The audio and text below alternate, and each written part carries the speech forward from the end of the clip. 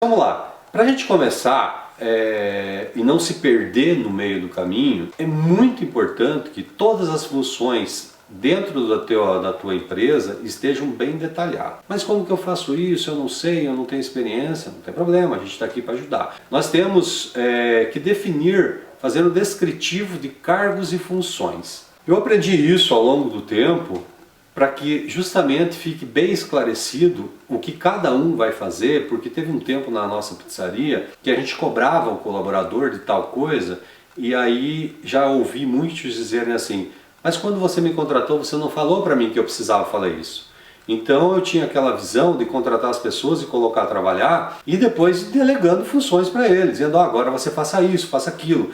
Mas a gente tem que respeitar a pessoa que está procurando emprego. A gente precisa dela para trabalhar. Assim como ela precisa do nosso emprego, daquela função ali, a gente também precisa de colaboradores, senão a gente não consegue trabalhar. E eu, uma época, tinha aquele pensamento de que não me importava tanto com o que cada um pensava ou o que tinha que fazer. Eu ditava as regras e pronto, eu era dono da empresa. A experiência foi me mostrando que não é bem assim. Eu não posso ser simplesmente dono da empresa. Essa figura não existe mais no empreendedorismo. Você é um empresário que você torna as tarefas mais fáceis dentro do dia a dia da tua empresa, ou você vai penar, tá fadado ao fracasso.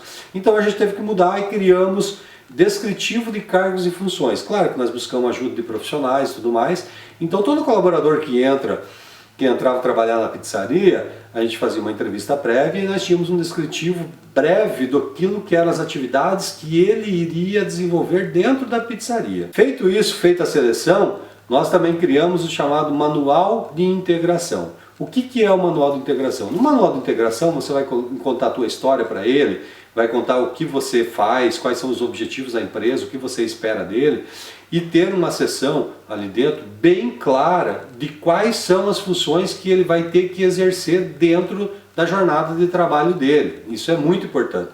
Porque já aconteceu de a gente contratar a figura do pizzaiolo e ele ter visto todo esse descritivo de cargo e funções, que ele tem uma cópia, a gente tem outra, e em determinado momento ele começou a dizer que ele não ia fazer tal coisa porque ele não foi contratado para isso. Conversei com ele, fiz uma reunião, nunca se cobra da frente dos outros isso, sempre a gente chama no reservado, ou vai na mesa, se não tiver no escritório, de alguma forma, no momento oportuno, que esteja só os dois. E eu relembrei ele que quando ele aceitou aquele cargo dele, ele assinou um descritivo de cargos e funções que foi explicado para ele, que não foi simplesmente empurrado para ele assinar, que na entrevista foi detalhado isso para ele, porque ele assinou isso, né? E eu relembrei ele que ele tinha que fazer aquelas funções. E a surpresa para nós foi que ele não gostou disso e simplesmente pediu a conta e foi embora. Então esse é um tipo de funcionário que não nos serve mais também. Mas se eu não tivesse entregado isso para ele, se eu não tivesse detalhado essas funções todas para ele, a gente ia começar a criar um impasse entre nós. Ele dizendo que não foi contratado para aquilo e eu dizendo que foi. Porque a nossa memória acaba esquecendo e o que o papel está escrito não se apaga. Assim, a gente está escrito no papel, os dois concordaram, é um contrato de trabalho e assim por diante. Então, para cada função dentro da sua empresa, faça um descritivo breve de cargos e funções e você vai detalhar ali o que cada um vai fazer, né? Quais são as funções, o que ele pode fazer, o que ele não pode fazer, tem que ser tudo com embasamento legal. Nós temos hoje que a chamada CBO, que você dá uma pesquisada lá, bate lá CBO, que você vai buscar na internet, vai ver o que serve, para que serve. Lá tem uma nomenclatura dizendo o código de cada função. Mas um contador vai te auxiliar a isso, entendeu? Ele vai te auxiliar e você leve consigo desde o começo que você tem que sempre aplicar, tem que estar escrito, bem definido o que cada um vai fazer, qual é o papel do atendente, e você pode colocar em qualquer uma dessas funções que ele tem que manter o ambiente de trabalho dele limpo, para que não aconteça de um dizer que não pode ajudar a fazer uma limpeza eventual na pizzaria, entendeu? Então você faça isso e dentro desse manual de integração, além de outras situações que você vai colocar ali, você coloque quais são os benefícios que você oferece para ele, quais são as regras da tua empresa, o que você permite, o que você não permite dentro da tua empresa, né, justamente para que desde o início ele entre e a tua empresa já esteja bem formatada, uma organização bem estruturada para que quando você comece a crescer, você não precisa ficar consertando as coisas lá na frente. Tá? Então, por mais que você comece pequeno, que você tenha uma microempresa, uma pequena empresa, é embrionário ainda o teu negócio, comece bem definido aonde você quer chegar e o que você espera de cada colaborador, certo? Porque dessa forma ele também sabe o que ele pode esperar da empresa e ele vai entender que a empresa que ele está começando, que por mais que você não consiga ofertar para ele um excelente salário, mas você tem que sempre pagar para ele dentro daquilo que o mercado, pelo menos o mínimo que é exigido legalmente, que daí você tem que conversar com o pessoal do sindicato da tua região para ver qual que é a convenção coletiva que a tua empresa se enquadra, você mostrar para ele que você vai crescer e que consequentemente aqueles que começaram junto, eles podem crescer também.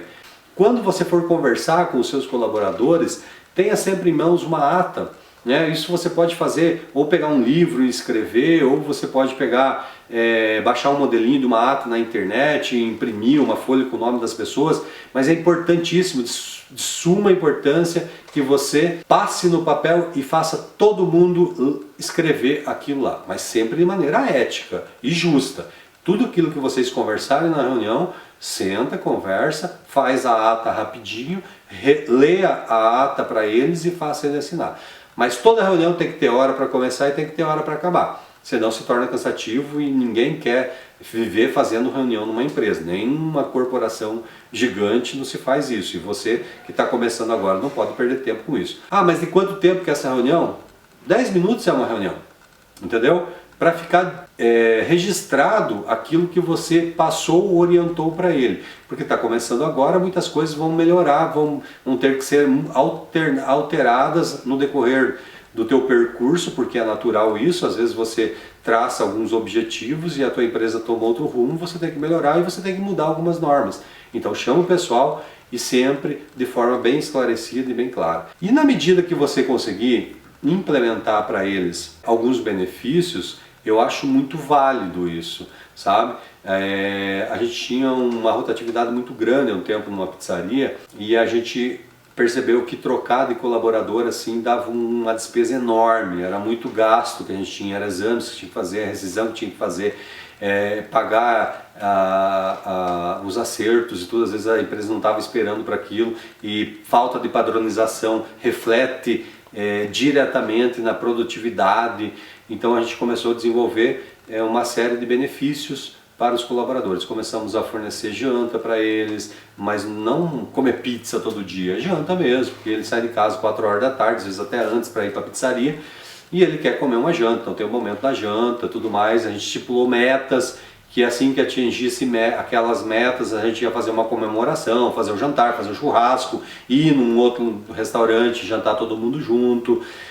A gente dava cesta básica, se cumprisse determinadas regras, né? Ou até também uma pizza no dia de folga, que ele tinha a folga semanal, ele poderia ir lá na pizzaria jantar com a família. Uma série de regras que você pode colocar de benefícios para esses colaboradores, e dessa forma você vai mantê-los fiéis à sua empresa e eles não vão pensar em procurar outro emprego. Porque como a gente trabalha à noite, é mais do que natural que chega uma hora que o colaborador começa a se cansar de trabalhar na pizzaria e ele vai buscar outras alternativas. A gente teve uma funcionária que trabalhava como atendente e ela achou um emprego numa farmácia que trabalhava de segunda a sexta e ganhava menos do que a gente pagava para ela. Então a gente começou a entender que não é só o salário que segura o colaborador, são algumas coisas, é o ambiente que você oferece. Então vou dar uma outra dica aqui para você, o tempo de trabalho que cada colaborador vai desenvolver na pizzaria. Por exemplo,